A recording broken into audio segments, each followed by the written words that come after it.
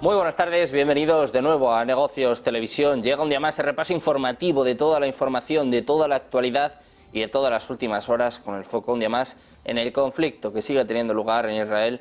Un mes después empezamos hablando de los intercambios de fuego entre Israel y milicias en el sur del Líbano, que han continuado este martes después de detectarse un intento de lanzamiento de misiles antitanques hacia territorio israelí, cuyas tropas han respondido con artillería atacando la zona del origen de los proyectiles. De hecho, dicen que hace poco tiempo una célula terrorista ha intentado lanzar misiles antitanques contra territorio israelí cerca de la localidad de Estula. De hecho, un tanque de las Fuerzas Armadas de Defensa de Israel ha bombardeado a la célula, según ha informado hoy un comunicado militar. Además, el ejército ha comunicado que poco antes sus tropas atacaron un puesto militar del grupo chií libanés de Hezbollah con el objetivo de neutralizar una amenaza.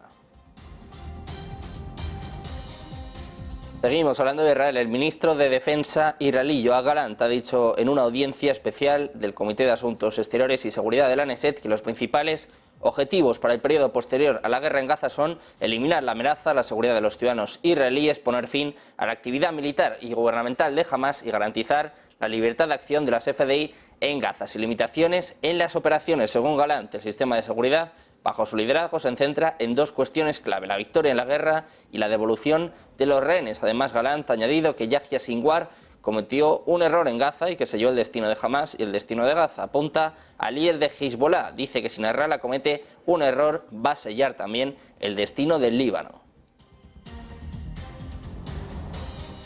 Pendientes también de la amenaza nuclear, la tensión nuclear con Estados Unidos y sus aliados de la OTAN, que han notificado hoy mismo que van a suspender formalmente su participación en un tratado de 1990 que limita las fuerzas convencionales en Europa, lo que marca el fin de otro acuerdo histórico de control de armas. La OTAN condena la decisión de Rusia de retirarse de este tratado sobre fuerzas armadas convencionales en Europa y tiene la intención de suspender el funcionamiento del tratado FACE durante el tiempo que sea necesario. Esto es lo que han espetado en un comunicado y además esta medida de la OTAN sigue a la retirada formal de Rusia del acuerdo este mismo martes y a las quejas occidentales de larga duración de que Moscú no estaba cumpliendo los términos del tratado.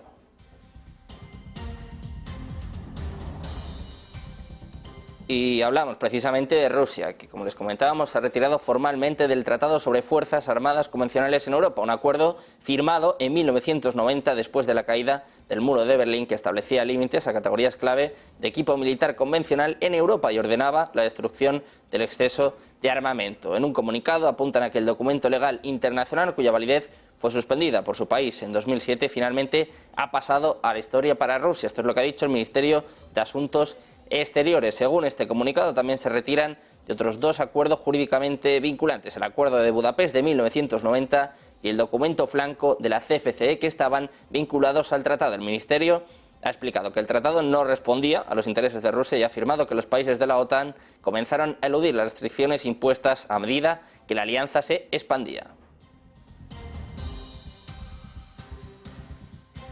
Y de Rusia pasamos a Ucrania, con el presidente ucraniano Volodymyr Zelensky, que ha dicho en un discurso este lunes que no es el momento adecuado para elecciones en Ucrania, a medida que se acerca el final de su mandato de 5 años. Zelensky ha argumentado en su discurso que Ucrania no debería tener que lidiar con elecciones mientras continúa intentando defenderse de Rusia. Anteriormente no había descartado que Ucrania celebrara una contienda presidencial el próximo año, pero ahora argumenta que finalmente las oleadas de cualquier cosa políticamente divisiva deben detenerse. Dice Zelensky que deben darse cuenta de que ahora es el momento de la defensa, el momento de la batalla que determina el destino del Estado y del pueblo, no el momento de las manipulaciones que solo Rusia espera de Ucrania. Cree Zelensky que ahora no es el momento adecuado para las elecciones.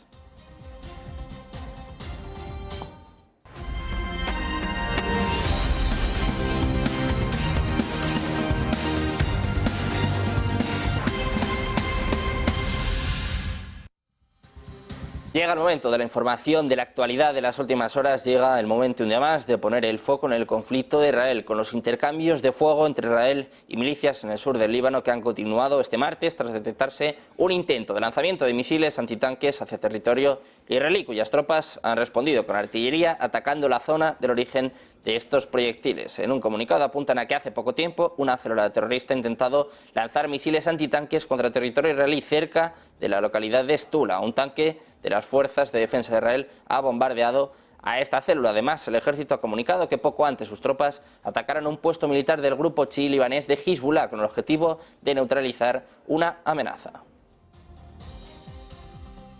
Seguimos con el foco puesto en Israel. Las fuerzas de defensa aérea han interceptado un objetivo aéreo sospechoso detectado en la frontera libanesa antes de que ingresara al espacio aéreo israelí, según ha dicho el ejército. Además, un puesto de las FDI cerca de la aldea beduina de Aramsa, en Galilea Occidental, sufrió disparos. Según un comunicado militar, las tropas han respondido con fuego de artillería en el lugar del tiroteo en territorio libanés. De momento, no se han reportado víctimas. Hablamos también de Netanyahu, del primer ministro israelí, que ha dicho que su país tendrá responsabilidad general de seguridad en Gaza por un periodo indefinido. Sus comentarios, hechos a ABC News en una entrevista nocturna, marcan el indicio más claro de que Israel planea mantener el control de Gaza, potencialmente incluso más allá del final de sus operaciones terrestres. Netanyahu apunta que han visto lo que sucede cuando Israel no tiene la responsabilidad de seguridad, refiriéndose de esta forma al ataque del 7 de octubre. Cuando no tienen esta responsabilidad de seguridad, dice Netanyahu, lo que tienen es una erupción del terror de Hamás en una escala que no podrían imaginar. Además, también ha redoblado su postura sobre un posible alto el fuego con Hamás, diciendo que no había posibilidad de una pausa en las hostilidades hasta que los rehenes sean liberados. Dice Netanyahu que no habrá alto el fuego en Gaza sin la liberación de sus rehenes. En cuanto a pequeñas pausas tácticas, una hora aquí, una hora allá, las hemos tenido antes para permitir que entren bienes humanitarios o que nuestros rehenes se vayan. Pero no creo que vaya a haber un alto el fuego general. Esto es lo que apunta Netanyahu, esto es lo que dice el primer ministro de Israel. Precisamente profundizamos en estas pausas humanitarias. El primer ministro, Benjamin Netanyahu, ha dicho que Israel va a considerar pequeñas pausas tácticas en los combates para facilitar la entrada de ayuda o la salida de rehenes de la Franja de Gaza. Pero, como les contábamos, ha vuelto a rechazar los llamados a un alto el fuego a pesar de tener toda la presión de la cooperación internacional. Después de rodear la densamente poblada ciudad de Gaza en el norte del enclave, donde tiene su base el grupo islamista de Hamás, el ejército de Israel dijo que había tomado un complejo militante y que estaba preparado para atacar a los combatientes escondidos en un laberinto de túneles subterráneos.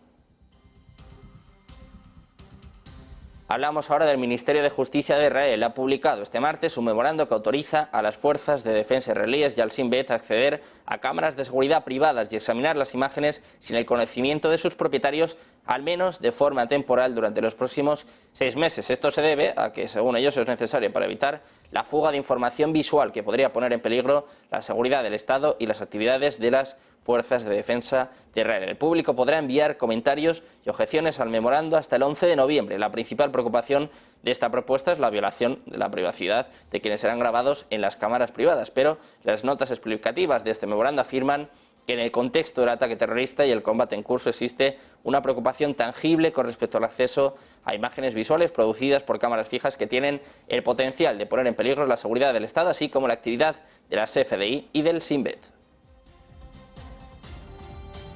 Seguimos hablando de Israel, en este caso del ministro de Defensa israelí, de Yoav Gallant, que ha dicho en una audiencia especial del Comité de Asuntos Exteriores y Seguridad de la Knesset que los principales objetivos para el periodo posterior a la guerra en Gaza son eliminar la amenaza a la seguridad de los ciudadanos israelíes, poner fin a la actividad militar y gubernamental de Hamás y garantizar la libertad de acción de las FDI en Gaza sin limitaciones en las operaciones. Según Gallant, el sistema de seguridad bajo su liderazgo se centra en 2 cuestiones clave: la victoria en la guerra y la devolución de los rehenes. Además, también Gallant ha añadido que Yahya Sinwar cometió un error en Gaza y que selló el destino de Hamás y el destino de Gaza, y apunta directamente al líder de Hezbollah. Dice: si Israel comete un error, sellará el destino del Líbano. Hablamos ahora de Estados Unidos, de Joe Biden. La administración de Biden está planeando transferir bombas de precisión a Israel. En concreto, ha informado al Congreso de los Estados Unidos que está planeando una transferencia de 320 millones de dólares en bombas de precisión para Israel. De hecho, el diario The Wall Street Journal ha informado por primera vez de que la Administración ha enviado una notificación formal el 31 de octubre a los líderes del Congreso sobre la transferencia planificada de los conjuntos de bombas planeadoras de la familia Spice, un tipo de arma guiada de precisión disparada por aviones de combate. El Journal ha señalado que el fabricante de armas Rafael USA transferiría las bombas a su empresa matriz israelí, Rafael Advanced Defense Systems, para que las utilice el Ministerio de Defensa israelí. Precisamente de estas acciones, de estos movimientos por parte de Estados Unidos, tenemos algunas reacciones, en concreto del ejército de Israel, que ha acogido con satisfacción el despliegue de un submarino de misiles nucleares estadounidense en la región. Un anuncio que los expertos interpretan como un intento de Washington de evitar la propagación de la guerra de Gaza a otros frentes. Dice el ejército de Israel que siempre es una buena noticia ver que los estadounidenses están enviando más medios. Esto es lo que ha dicho el teniente coronel Richard Hedge, el portavoz militar, que dice que ven esto como una especie de factor disuasorio y estabilizador en la región. Precisamente seguimos hablando de este submarino nuclear. El Pentágono, que como ya les hemos contado, ha desplegado el submarino de ataque de propulsión nuclear USS Florida en la región del Golfo Pérsico, mientras Estados Unidos hace una demostración de fuerza para disuadir a Irán, según los funcionarios de defensa estadounidenses. La llegada de Florida fue confirmada por los funcionarios después de que el Comando Central de Estados Unidos publicara en X, antes Twitter, sobre un submarino clase Ohio en la región. Eso sí, sin especificar si era del tipo que porta misiles balísticos con armas nucleares. Seguimos con más noticias. Hablamos ahora de Irán, que está intentando aprovechar su política exterior y sus conexiones diplomáticas para aislar a Israel tras el ataque de Hamas del 7 de octubre. Irán está cambiando de rumbo. Los líderes clave en los esfuerzos de Irán son el presidente iraní, Ibrahim Raisi, y el jefe diplomático, Hossein Amir Abdollahian. El presidente y el ministro de Asuntos Exteriores de Irán han estado realizando actividades de divulgación durante las últimas semanas. De hecho, según informa la cadena French 24, Raisi podría visitar Arabia Saudí la semana que viene para una cumbre de la Organización de Cooperación Islámica que cuenta con 57 miembros. Sería su primera visita a Arabia Saudí desde que Irán negoció la reconciliación entre Riad y Teherán. Claramente hay muchas cosas en proceso. Irán cree que tiene una oportunidad después del 7 de octubre de aprovechar la masacre de Hamas y la guerra en curso a su favor. De hecho, está utilizando a grupos proxy en la región para llevar a cabo ataques, mientras utiliza la diplomacia para tratar de aprovechar la guerra y sobre todo para seguir intentando aislar aún más a Israel.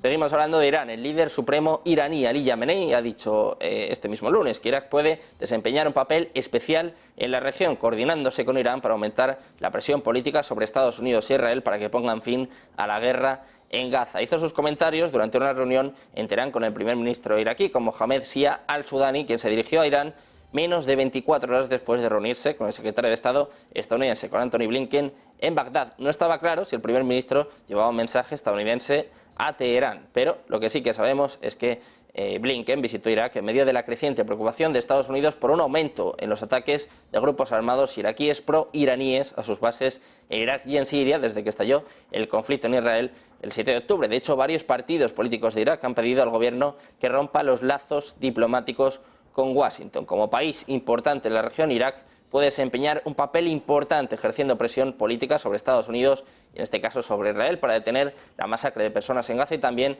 iniciando un nuevo enfoque en el mundo árabe y musulmán. Esto es lo que dijo el ayatolá Khamenei durante su reunión con el primer ministro iraquí. Además, también elogió a Irak por la firme postura que ha adoptado para apoyar al pueblo de Gaza. Y de Irán pasamos a hablar de la Unión Europea, que ha anunciado este martes la concesión de una ayuda de 902 millones de euros a Jordania durante la visita a la Comisión Europea del rey Abdalá II, con quien la presidenta de la institución, Ursula von der Leyen, ha abordado la situación en la Franja de Gaza. Dice que ha hablado de la situación actual en Oriente Próximo con el rey Abdalá II, que desempeña un papel vital para garantizar la estabilidad. Esto es lo que ha dicho von der Leyen precisamente en sus redes sociales. Según dijo, le reiteró su posición de que no se produzcan desplazamientos forzosos de palestinos de Gaza y el apoyo de la Unión Europea a una solución basada en dos estados.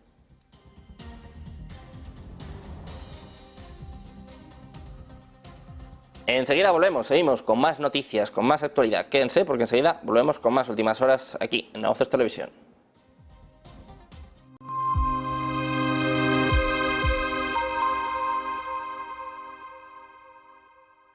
Ven al Torreón, estamos en El Pardo, un espacio único en plena naturaleza.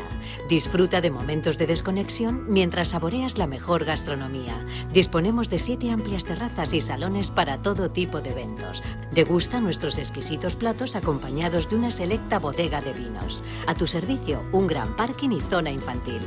Abierto los 365 días del año. Cocina ininterrumpida desde las 10 de la mañana hasta las 12 de la noche. Haz tu reserva. Localizarnos ahora es más fácil. La La economía a tu alcance.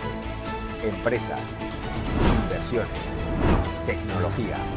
Ya en la app de Movistar. Vive la economía. Negocios Televisión.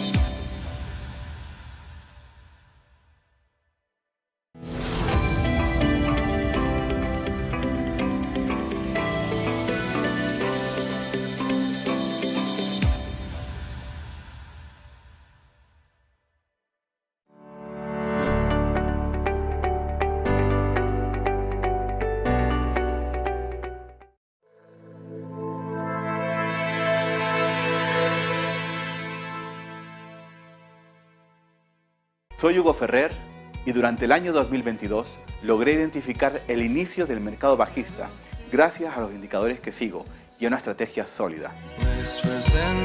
Unos dicen que para invertir en bolsa hay que predecir el futuro. Otros dicen que predecir el futuro es imposible y que lo mejor es seguir ciegamente al mercado. Ninguno de los dos está en lo cierto. Por supuesto que el futuro no se puede predecir con un alto grado de confianza y lo paradójico es que seguir el mercado de forma incondicional solo es una predicción más sobre el futuro, que las bolsas seguirán subiendo de forma indefinida en el tiempo. Algo dudoso si estudiamos la historia de los mercados. Invertir profesionalmente no va de predecir nada, ni de hacer grandes actos de fe. Invertir profesionalmente va de entender los factores que mueven los mercados y de desarrollar una estrategia que se pueda adaptar a los diferentes escenarios macroeconómicos, tanto en momentos de expansión como en momentos de recesión. Soy Hugo Ferrer y durante el año 2022 logré identificar el inicio del mercado bajista gracias a los indicadores que sigo y a una estrategia sólida. Muchos otros lo hicieron también, pero la diferencia es que ellos no supieron detectar el siguiente mercado alcista que llegó. Se quedaron atrapados en sus emociones. En mi masterclass te voy a enseñar, como nadie nunca lo ha hecho, a analizar el ciclo económico con los mejores indicadores disponibles. Vas a aprender cuándo y cómo sube la bolsa y otros activos como los bonos, el oro o las criptodivisas. Y lo más importante, con todo ese conocimiento te voy a enseñar cómo estructurar una estrategia racional y sistemática de inversión, con la que obtener grandes resultados sin tener que predecir el futuro. Invertir con eficacia y gestionar los riesgos del ciclo económico supone que tiene que haber una planificación previa para aumentar y reducir la exposición a los diferentes activos de inversión. De lo contrario, invertir se convierte en una apuesta estática donde los riesgos se acumulan en los peores momentos, cuando tú más necesitas tu dinero. Soy Hugo Ferrer y esta es mi masterclass.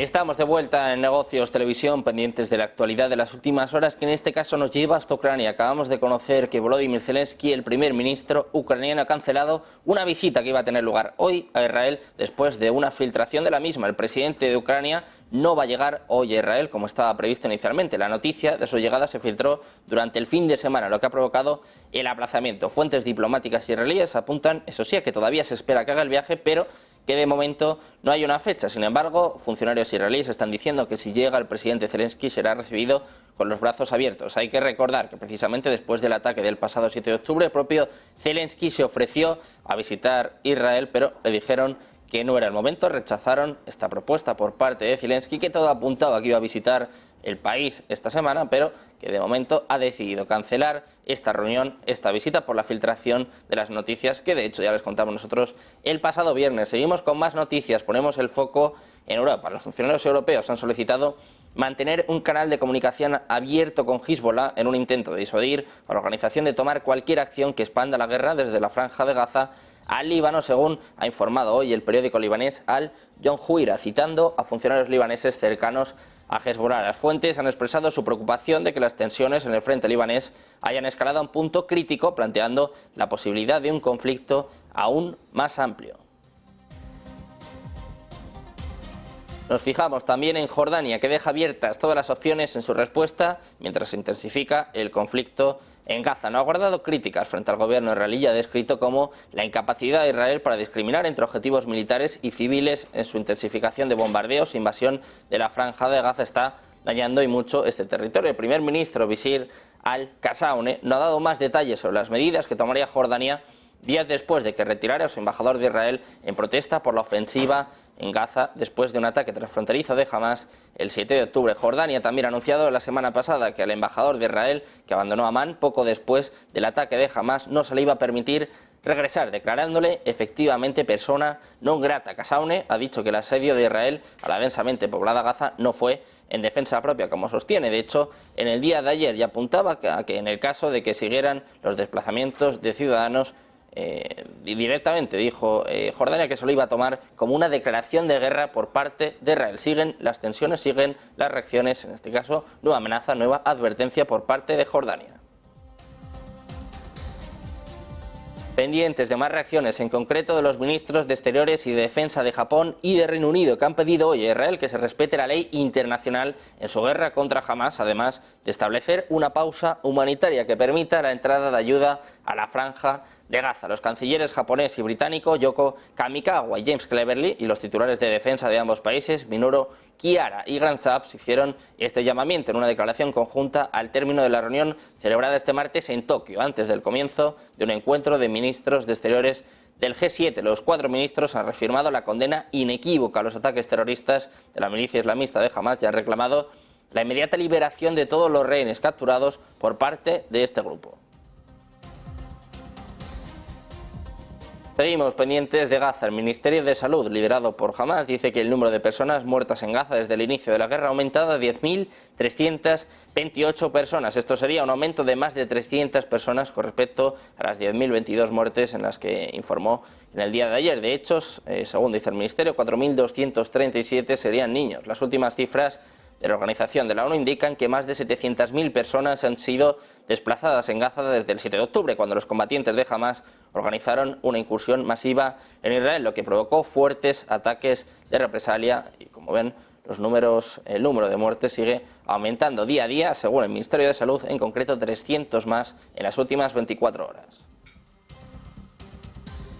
Hablamos también de Rusia, que dice que los comentarios del ministro de Patrimonio, de Mikhail Eliyahu, que parecen considerar el uso de armas nucleares en Gaza, plantean una gran cantidad de preguntas. Esto es lo que dice María Zaharova, portavoz del Ministerio de Asuntos Exteriores ruso, que añade que Israel parece haber admitido la posesión de armas nucleares, una cuestión sobre la que se ha mostrado intencionadamente ambiguo durante décadas. De hecho, Zaharova se pregunta, ¿entonces estamos escuchando declaraciones oficiales sobre la presencia de armas nucleares? Además, agrega que la Agencia Internacional de Energía Atómica debería inspeccionar a Israel. Cabe recordar que Eliyahu fue reprendido por parte del primer ministro israelí, por parte de Benjamin Netanyahu, y que además ha sido suspendido indefinidamente de las reuniones del gabinete. Eso sí, está haciendo pues que algunos países, como en este caso Rusia, se planteen preguntas sobre el arsenal nuclear que podría tener Israel.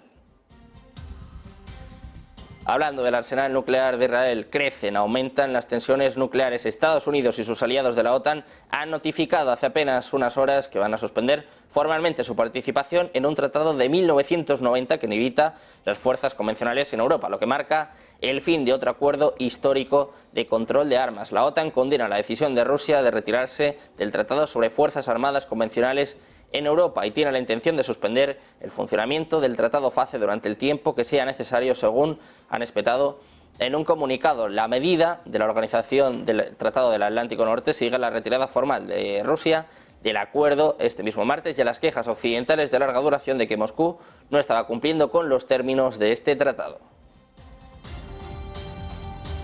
Y ahora hablamos precisamente de esta decisión. Los aliados de la OTAN han condenado la decisión de Rusia de retirarse de un tratado de seguridad clave en la era de la Guerra Fría, diciendo que ahora tienen la intención de suspender su operación por el tiempo que sea necesario. La mayoría de los 31 aliados de la OTAN han firmado este Tratado de Fuerzas Armadas Convencionales en Europa, cuyo objetivo era impedir que los rivales de la Guerra Fría concentraran fuerzas en o cerca de fronteras mutuas. Se firmó este acuerdo en noviembre de 1990, pero no se ratificó plenamente hasta 2 años después. En un comunicado, la OTAN ha dicho que los aliados condenan la decisión de Rusia de retirarse de este tratado sobre fuerzas armadas convencionales en Europa y su guerra de agresión contra Ucrania, contraria a los objetivos del tratado. La retirada de Rusia, dicen los aliados de la OTAN, que es la última de una serie de acciones que socavan sistemáticamente la seguridad euroatlántica. Por lo tanto, como consecuencia, los Estados aliados tienen la intención de suspender la aplicación del Tratado FACE durante el tiempo que sea necesario de conformidad con sus derechos según el derecho internacional. Apuntan también en este comunicado que se trata de una decisión plenamente respaldada por todos los aliados de la OTAN. Precisamente vamos a contarles esta decisión por parte de Rusia, una decisión que ya se tomó hace varias semanas, que ya anunció el propio Putin, pero que hoy se ha anunciado formalmente. Hablamos de la retirada del Tratado sobre Fuerzas Armadas Convencionales en Europa, un acuerdo, como les decíamos, firmado en 1990 después de la caída del muro de Berlín, que establecía límites a categorías clave de equipo militar convencional en Europa y además ordenaba la destrucción del exceso de armamento. Apunta a Rusia que el documento legal internacional, cuya validez fue suspendida por su país en 2007, finalmente ha pasado a la historia para Rusia. Esto es lo que ha dicho el Ministerio de Asuntos Exteriores en un comunicado el lunes por la noche. Según este comunicado, también se retiran otros 2 acuerdos jurídicamente vinculantes, el Acuerdo de Budapest de 1990 y el documento flanco de la CFCE, que estaban vinculados a este tratado. El Ministerio ha explicado que el tratado no respondía a los intereses de Rusia y ha afirmado que los países de la OTAN comenzaron a eludir las restricciones impuestas a medida que la alianza se iba expandiendo. Seguimos con más noticias, seguimos hablando de Rusia, en concreto de su presidente, de Vladimir Putin, que va a visitar el próximo jueves Kazajistán, donde se va a reunir con su homólogo, con Kassym-Jomart Tokayev, cuyo país mantiene estrechas relaciones con Rusia, pero que procura intensificar también sus lazos con otros socios como la Unión Europea y también sus países miembros. Según ha informado hoy el Kremlin, Putin y Tokayev se van a reunir en Astana, en la capital kazaja, donde van a abordar el futuro desarrollo de las relaciones bilaterales, la interacción en las alianzas del espacio euroasiático y problemas regionales e internacionales. También van a participar por videoconferencia en la reunión plenaria del 19º Foro de Cooperación Interregional entre Rusia y Kazajistán, que se celebrará en la ciudad de Kostanay, en el norte del país centroasiático. De acuerdo con el Kremlin, durante la visita de Putin a Kazajistán se van a firmar varios documentos conjuntos importantes. Enseguida volvemos con más noticias, con más últimas horas, el foco puesto en Rusia, en el conflicto de Medio Oriente, noticias económicas. Enseguida volvemos con la mejor información, como siempre aquí, Negocios Televisión.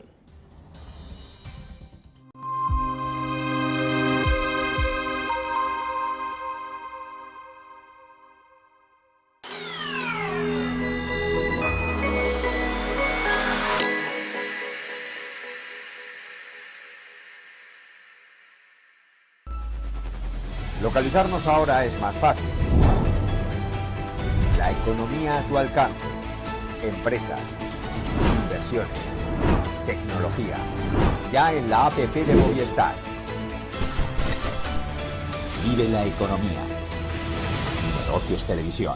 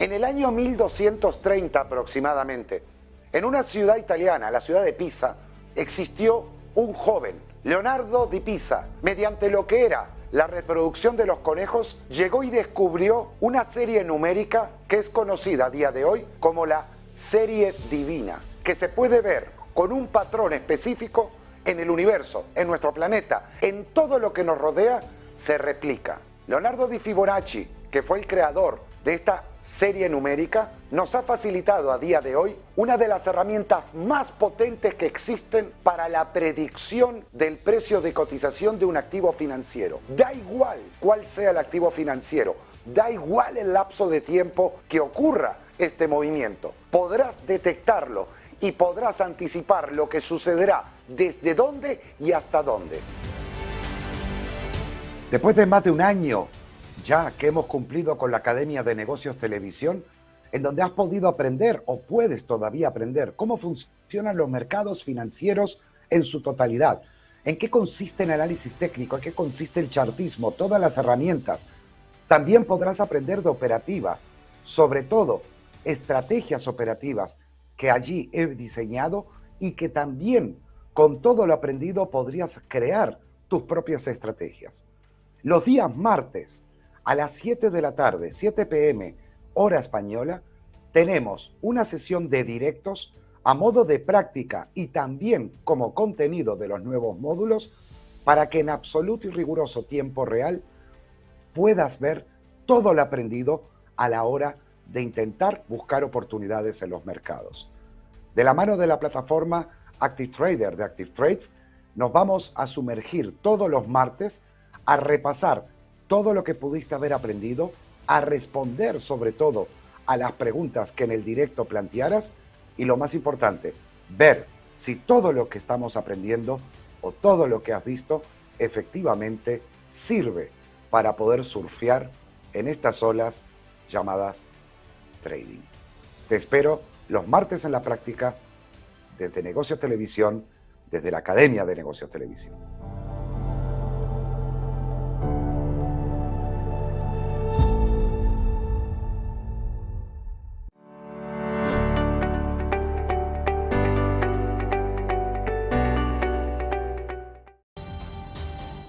Estamos ya de vuelta en Negocios Televisión, pendientes de toda la actualidad de las últimas horas que nos llevan en este caso hasta la ONU, que afirma que Israel bombardeó ayer los alrededores de 4 hospitales en la ciudad de Gaza, que fueron bombardeados, según la ONU, causando 8 muertos y dañando ciertos equipos. Esto es lo que ha afirmado este martes la Oficina de Coordinación de Ayuda Humanitaria de las Naciones Unidas. Entre los lugares alcanzados figuran un hospital pediátrico y otro psiquiátrico, en medio de nuevos llamamientos del ejército de Israel para que la población que permanece en el norte de la Franja de Gaza evacúe hacia el sur de este territorio a través de un corredor entre horas determinadas. Según observadores de la ONU, unas 5.000 personas utilizaron ese camino a pie, puesto que la ruta ha sido gravemente dañada y los vehículos no pueden circular. Además, el informe diario de esta organización dice que familias enteras, incluidos niños, ancianos y personas con discapacidad, informaron de que habían recorrido largas distancias a pie cargando a mano sus efectos personales. El ejército de Israel ha afirmado que jamás ha estado obstaculizando físicamente los desplazamientos de la población hacia el sur. De hecho, según las últimas estimaciones, 1,5 millones de gazatíes son desplazados internos y casi la mitad de ellos han buscado refugio en 149 instalaciones de Naciones Unidas, así como en hospitales, iglesias y edificios públicos.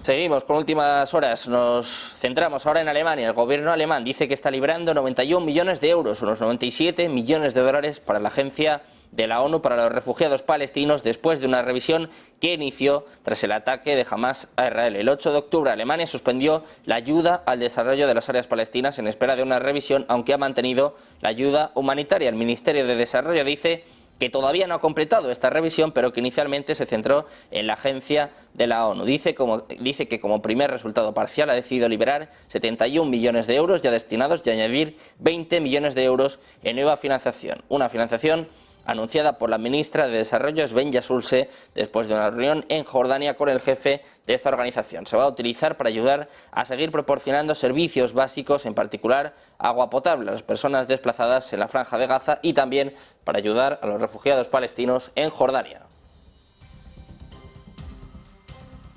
Pasamos de Alemania a hablar precisamente de Europa, de la Comisión Europea, que cree que Ucrania ha progresado en las reformas de calado requeridas para abrir conversaciones de adhesión a la Unión Europea. Bruselas se dispone de esta forma a recomendar a los 27 que den luz verde a que el proceso para su entrada siga adelante y que inicie el diálogo a principios del próximo año, aunque lo condiciona, eso sí, a que el gobierno de Volodymyr Zelensky, el propio Zelensky, que hace apenas unos minutos les contábamos que cree que no es el momento para que haya unas elecciones, pues bueno, en este caso la Comisión Europea condiciona la entrada de Ucrania a que mejore el fortalecimiento de los derechos de las minorías lingüísticas, destine más recursos a la lucha contra la corrupción y avance en su normativa de transparencia de los lobbies. Esto es lo que se deduce del borrador del extenso informe confidencial de la Comisión Europea sobre los avances de Ucrania.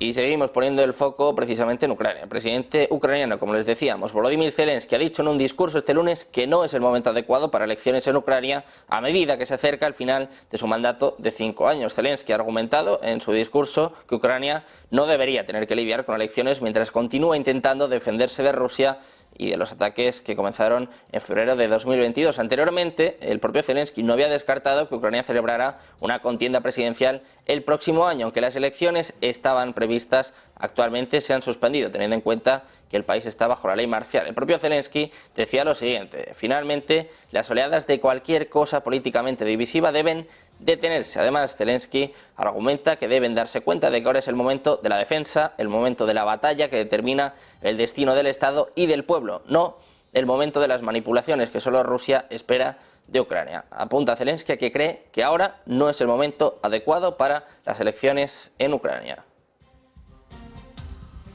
Y pasamos de Ucrania a hablar de Rusia, un miembro de los BRICS que está comprando y vendiendo divisas agresivamente en los mercados de divisas. El Banco Central de Rusia ha iniciado este martes grandes cantidades de compra y venta de divisas en el mercado interno. De hecho, el regulador cambia divisas en la sección de la Bolsa de Moscú y ha vendido licitaciones por valor de 800 millones de rublos. El primer acuerdo se inició el 2 de noviembre de 2023 y continuó durante el lunes y el martes de esta semana. El volumen de divisas vendidas por el Banco Central de Rusia el 2 de noviembre también ascendió a los mismos 800 millones de rublos y 8,7 millones de dólares. El Banco Central está utilizando recursos del Fondo Nacional de Riqueza para operar en el mercado de divisas, según informa la agencia TASS. El medio de comunicación también ha informado de que Rusia está intercambiando monedas utilizando los instrumentos del yuan y el rublo chino. Se informa además de que Rusia está iniciando la compra y la venta para mantener el comercio de rublo en grandes cantidades en el mercado de divisas. Este hecho ayuda también precisamente a su moneda local, a rublo, a ganar impulso frente a otras monedas locales,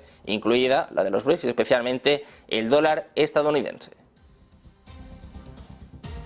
Y precisamente hablando de divisas, ponemos el foco ahora en el dólar, que subía este lunes frente al euro después de caer más temprano a un mínimo en casi 8 semanas por la creciente confianza en que la Reserva Federal ha terminado de subir los tipos de interés, mientras esperan comentarios de varios funcionarios del Banco Central para intentar detectar más señales de política monetaria. El presidente de la Fed, Jerome Powell, va a hablar el miércoles y el jueves y la atención se va a centrar en si mantiene este tono más moderado que adoptó después de la reunión de 2 días del Banco Central de la semana pasada. También se van a evaluar los comentarios de otras autoridades de la Reserva Federal en busca de señales sobre si se esperan nuevos aumentos de tasas.